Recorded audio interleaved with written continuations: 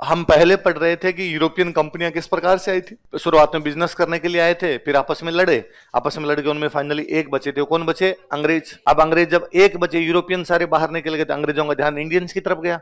और किस प्रकार से उन्होंने मुगल बादशाहों को कमजोर करके सत्ता अपने हाथ में ली, किस प्रकार उन्होंने बंगाल को खत्म करके सत्ता अपने हाथ में ली, कैसे मराठों को खत्म करके सत्ता अपने हाथ में ली, कैसे मैसूर को खत्म करके सत्ता अपने हाथ में ली।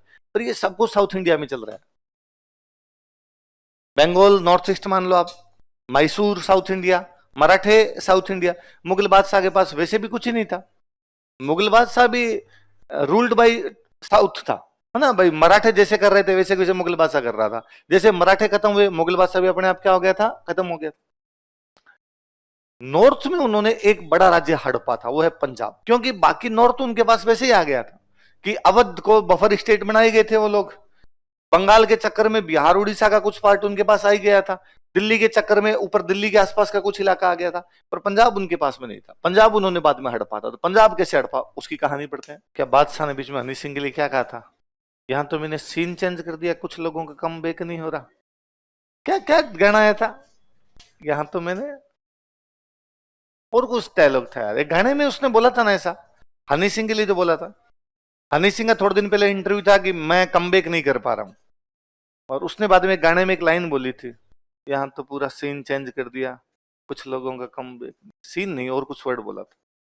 तो यहाँ पूरा राज्य चेंज कर दिया, कुछ लोगों का पेज नहीं चेंज हो रहा है। यहाँ तो पूरा गेम चेंज कर दिया। भूल गया यार मत खुद ही। है बादशाह, बादशाह का गाना, बादशाह को सुनता तू? कौन सा रैप सिंगर अच्छा लगता है तेरे को? कोई अच्छा नहीं लगता, सिंगर ही अच्छे नहीं लगते, गाने सुनता ही नहीं है, संगीत हराम है। चलो, किशोर कुमार अच्छे लगते हैं? बता किशोर कुमार के 3 हिट गाने बता जो तुझे याद है, जिनको तू सुनता है? ले यार, ये झूठा नाम लेना खाली है ना, ये माहौल बनाना कि ये आजकल के जो सिंगर है, I don't like, I like किशोर।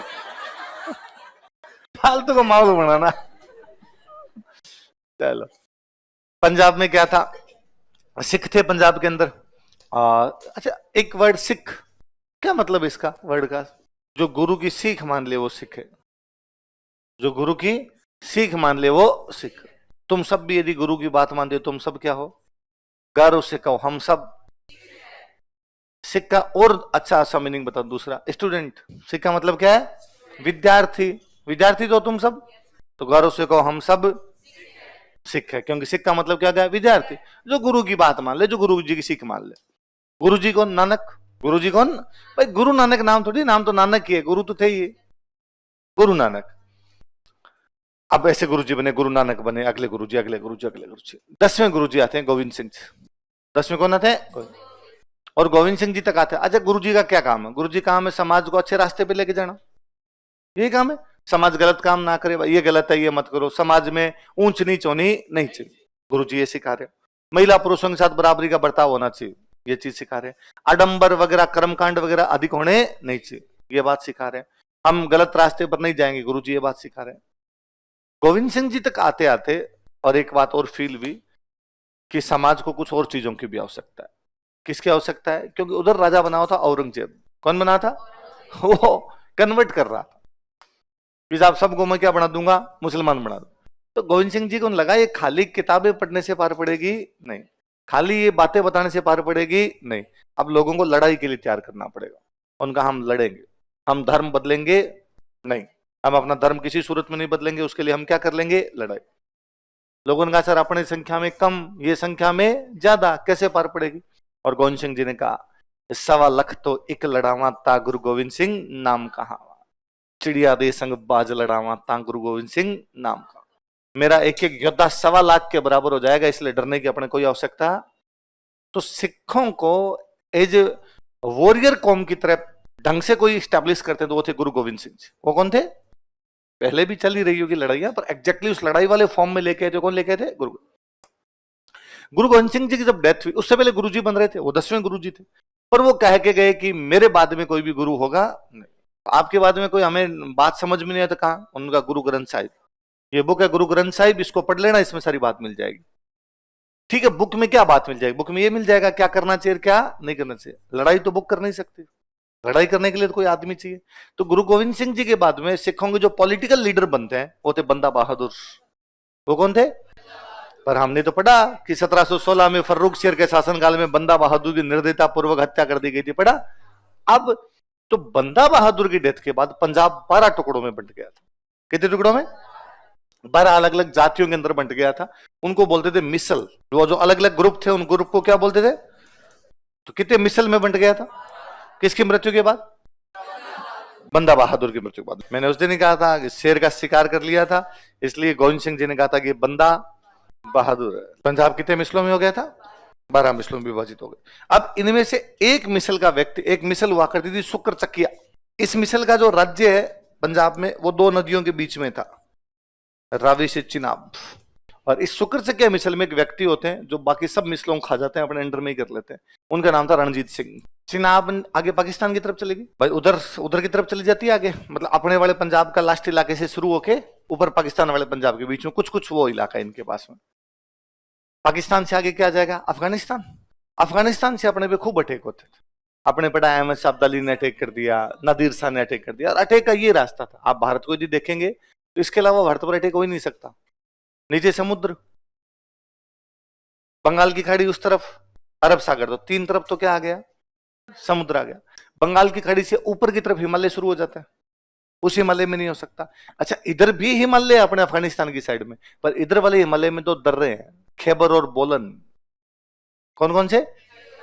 खैबर दर्रा और बोलन दर्रा। इसलिए इधर से कोई भी घुस सकता है। इसलिए भारत पर ज्यादातर जो अटैक में कौन सी दिशा से? North west. कहां से? वे उत्तर पश्चिम की तरफ से अटैक हुए। इधर से अपने खूब सारे अटैक होते। हमने पढ़ा पंजाब में तो कोई टाइम में हालत ही हो गई थी कि खादा पीदा लई दान बाकी अहमद सईदा। क्या कहते थे? खादा पीदा लई दा बाकी अहमद सईदा। जो खा लिया पी लिया वो तो मेरा है, बाकी तो अहमद साहब अली ले ही जाएगा।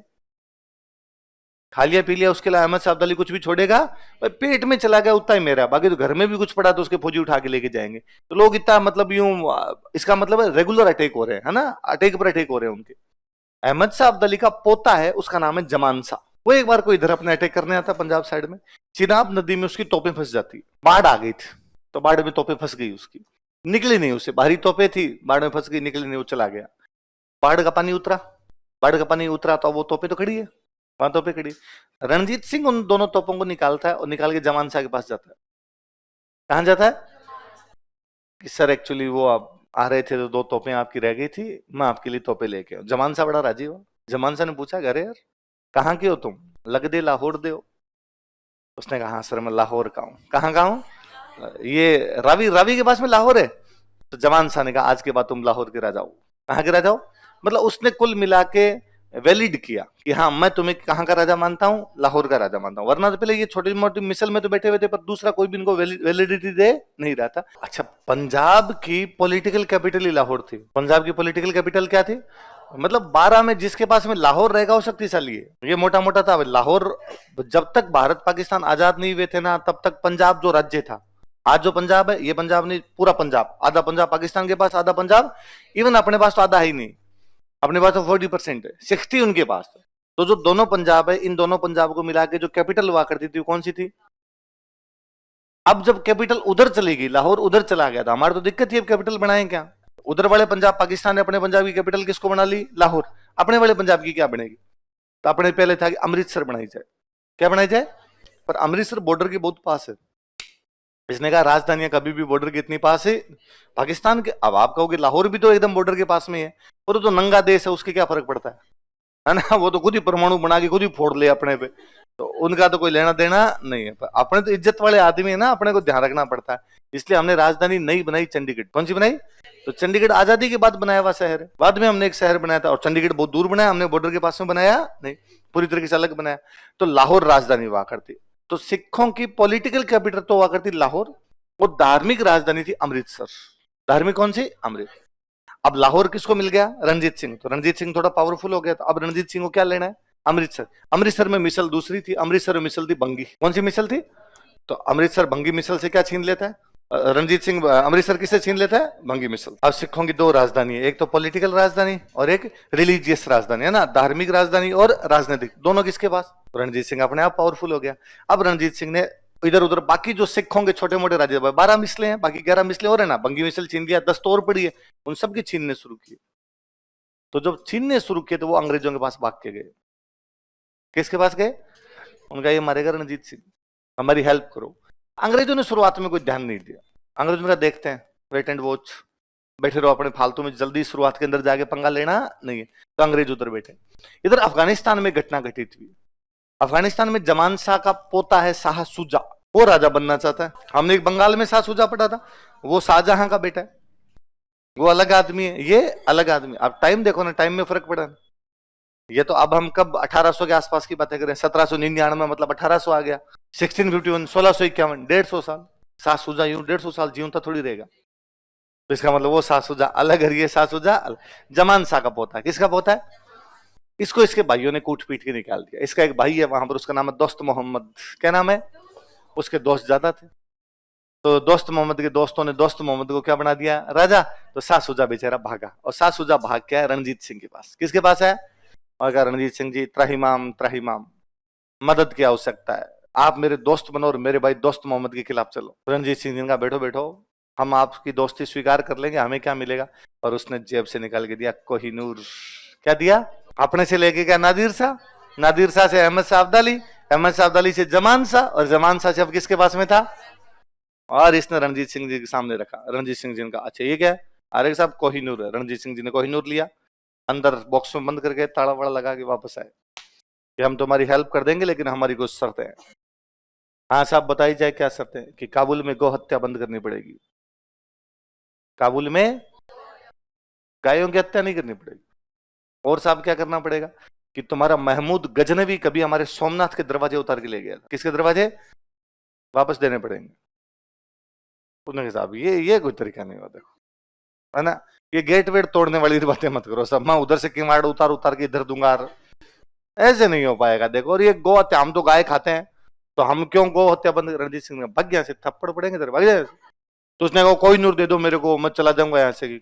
कब? किसने? कहा? ऐसी कोई बात नहीं हुई थी अपने बीच में। तो कोई नूर तो रख लिया और शाह सुजा को भगा दिया। शाह सुजा भाग के जाता है अंग्रेजों के पास। किसके पास जाता है? अंग्रेजों को। हमेशा अंग्रेज उसकी हेल्प करते थे जो उनको लगता था काम आ सकता। अंग्रेजों को तब शाह सुजा लगा ही नहीं काम आ सकता कुछ, तो अंग्रेजों ने शाह सुजा कहा कि हम तेरी कोई हेल्प नहीं करेंगे। उसने कहा बापुड़ो रहने की जगह तो व्यवस्था करो, मेरे पास रहने के लिए जगह ही नहीं है। तो अंग्रेजों ने उसको लुधियाना भेज दिया। कहां भेज दिया? केवल लुधियाना बैठ जा, 1 BHK दिला दिया, एक टिफिन लगवा दिया था उसके, पेंशन देते थे अंग्रेज। और शाह सुजा कहां बैठा रहता था? लुधियाना। अंग्रेज पेंशन फटाफट दे दिया करते थे, है ना। सालम सेकंड को पेंशन दे दी थी, शाह सुजा को पेंशन दे दिए। यहाँ पे मराठा बाजीराव सेकंड था, उसको भी क्या दे दी थी? पेंशन। तो किसी को पेंशन दे दिया करते अंग्रेज। अब अंग्रेजों ने शाह सुजा को पूछा कि यार खाली हाथ आ गया, मांगते वहां से कुछ ना कुछ लेके तो था भागा। तो उसने कहा साहब कोहिनूर लाया था। कहा है कि रणजीत सिंह जी ने रख लिया। रणजीत सिंह जी कौन? साहब लाहौर के राजा।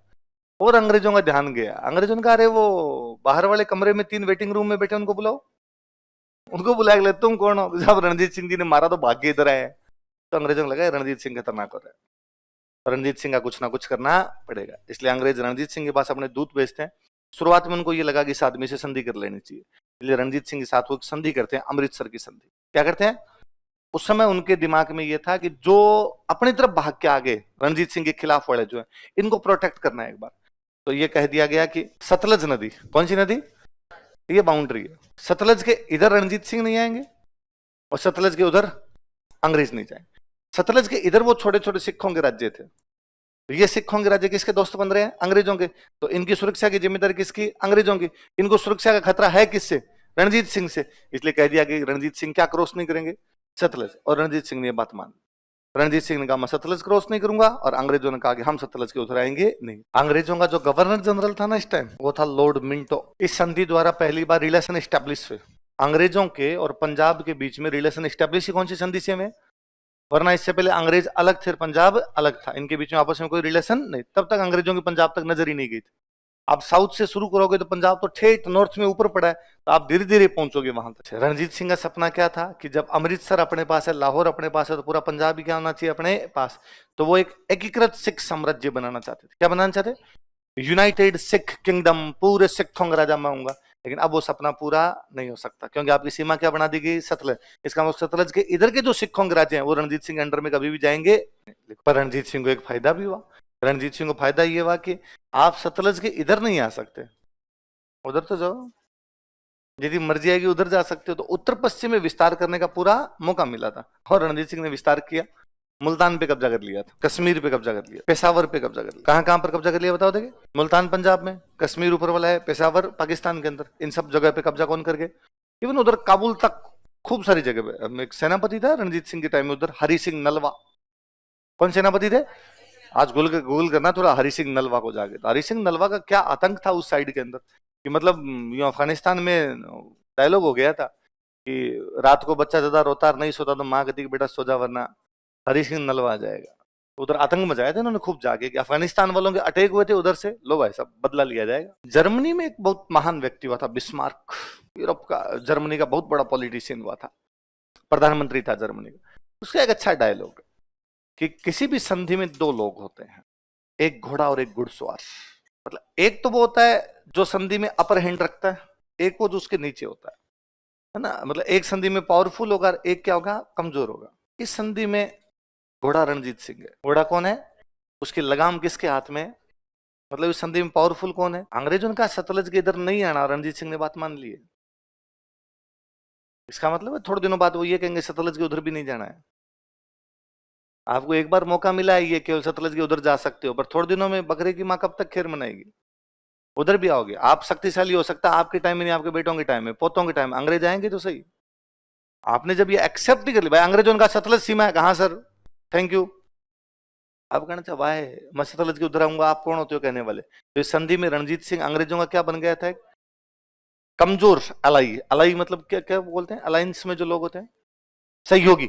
कमजोर सहयोगी बन गया था। कैसे सहयोगी बन गया? कमजोर। ये तो दिख ही रहा सतलज को बाउंड्री मान ली, पर मैंने वो अभी बताया कि जब आपको ये अंग्रेज मनवा सकते हैं ना कि सतलज आपका नहीं है, तो फिर थोड़े दिनों में और कुछ भी मनवाएंगे। थोड़े दिनों बाद रणजीत सिंह के दिमाग में था सिंध। क्या था?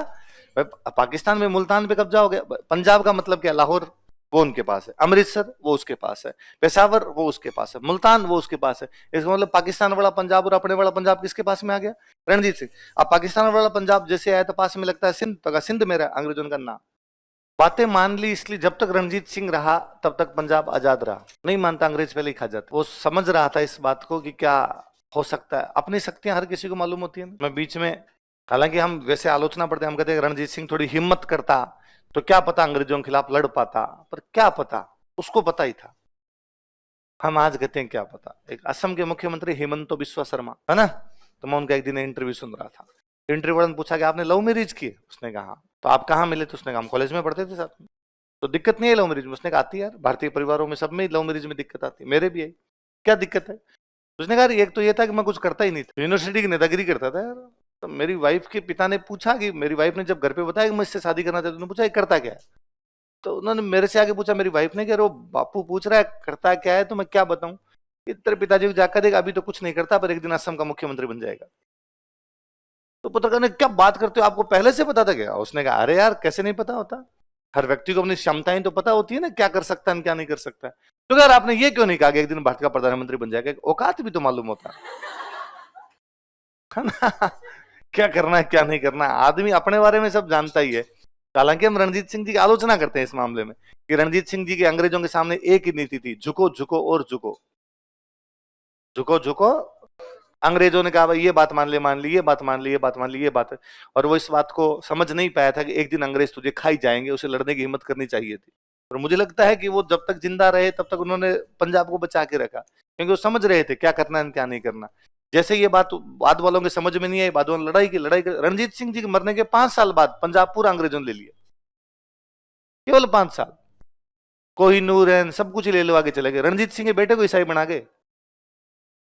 ईसाई इंग्लैंड ले गए थे, ले ही इंग्लैंड गए थे, यहाँ रखा ही नहीं था। दलीप सिंह जी को इंग्लैंड में रख लिया था। हालांकि बात दलीप सिंह जी लास्ट में वापस सिख बनते हैं, वापस इंडिया आने का प्रयास भी करते हैं, लेकिन अंग्रेजों ने नहीं आने दिया था बाद में। हालांकि रणजीत दलीप सिंह जी के परिवार का वहां बड़ा योगदान है। इंग्लैंड में महिलाओं को वोटिंग राइट मिले हैं फर्स्ट वर्ल्ड वॉर के बाद। फर्स्ट वर्ल्ड वॉर तक इंग्लैंड की महिलाओं को वोटिंग राइट ही नहीं। फर्स्ट वर्ल्ड वॉर हुआ तो सारे पुरुष लड़ने के लिए चले गए, तो खेत कौन संभाले? महिलाएं। ऑफिस कौन संभाले? महिलाएं। एडमिनिस्ट्रेशन कौन संभाले? महिलाएं। तो महिलाओं को पहली बार लगा कि हमारी छोरियां छोरा से कम से गए, तो पहली बार फील ही तब हुआ। तो बाद में महिलाओं ने कहा कि जब हम भी पुरुषों की तरह खेत संभाल सकती है, हम भी पुरुषों की तरह फैक्ट्री संभाल सकती है, हम भी पुरुषों की तरह प्रशासन संभाल सकती है, तो हम वोट क्यों नहीं दे सकती। पुरुषों ने कहा ना, इतनी पंचायती नहीं, इतना कर लिया खूब है, वोट देने का अधिकार अभी तुम्हारे पास में। तो वहां महिलाएं आंदोलन करती है। वहां महिलाओं का जो आंदोलन, उसकी लीडर रणजीत सिंह जी की पोती थी, दलीप सिंह की बेटी। रणजीत सिंह के बेटे थे दलीप सिंह, दलीप सिंह की बेटी थी सोफिया।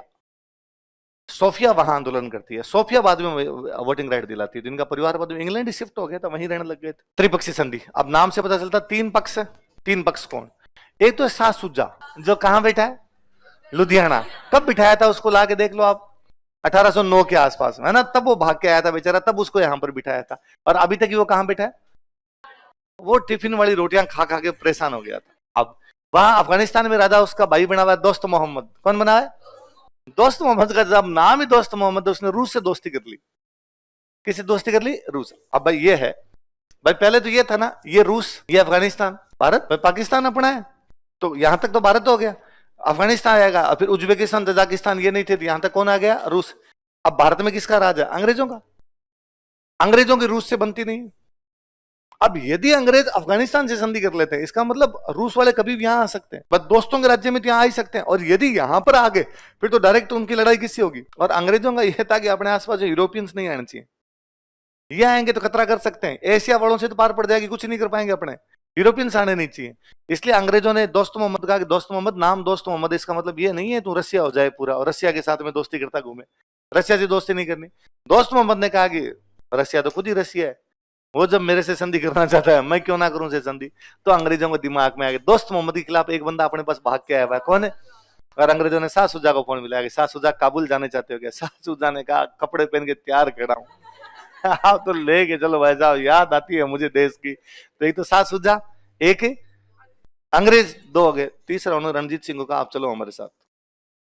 रणजीत सिंह ने कहा मैं क्यों, मेरी क्या पंचायती है भाई, शाह सुजा को तुम अफगानिस्तान का राजा बनाना चाहो, मेरे कोई दिक्कत है नहीं, मैं तुम्हारी सहायता क्यों करूं। अंग्रेजों ने कहा हमने कहा ना करनी है तो करनी है। रणजीत सिंह इस बात को जानते थे कि मना करने का कोई मतलब है, तो हैड टू एक्सेप्ट, आपको स्वीकार ही करनी पड़ रही है, आपके पास दूसरा कोई चारा नहीं। तो तीन लोग है, कौन कौन? शाह सुजा प्लस रणजीत सिंह प्लस अंग्रेज। कब हुई है संधि? 38 में हुई। 39 में रणजीत सिंह जी की मृत्यु हो गई थी। अपने भारतीय राजाओं में एक परंपरा थी, एक ट्रेडिशन था, भारतीय राजा हमेशा कभी इस बात को मानते ही नहीं थे कि वो राजा है। वो ये मानते थे राजा तो भगवान है, राजा तो जो कुछ है वो कौन है? भगवान। हम तो उनके नाम से राज कर रहे हैं। जैसे जयपुर के राजा ने हमेशा कहा कि जयपुर का राजा गोविंद देव है। जयपुर के राजा कौन है? मैं तो उनके नाम से राज कर रहा हूं। इसलिए सिक्कों तक पे लिखवा के रखते थे गोविंद देव दीवान, कि मैं गोविंद देव का प्रधानमंत्री हूं और गोविंद देव जी की तरफ से राज कर रहा हूं। बीकानेर के राजाओं ने हमेशा कहा कि बीकानेर का राजा लक्ष्मीनाथ है। कौन है? हम तो उनके नाम से काम कर रहे हैं। यहाँ पे सिरोही के राजा ने कहा यहाँ का राजा सारणेश्वर महादेव है। कौन है? तुम कौन हो? उनकी तरफ से शासन संभाल रहे। बूंदी के राजा ने कहा यहाँ का राजा रंगनाथ जी है। कौन है? भगवान विष्णु, रंगनाथ, हम तो रंगनाथ जी के नाम से राज करते हैं। मेवाड़ के राजाओं ने हमेशा कहा हम एकलिंगनाथ।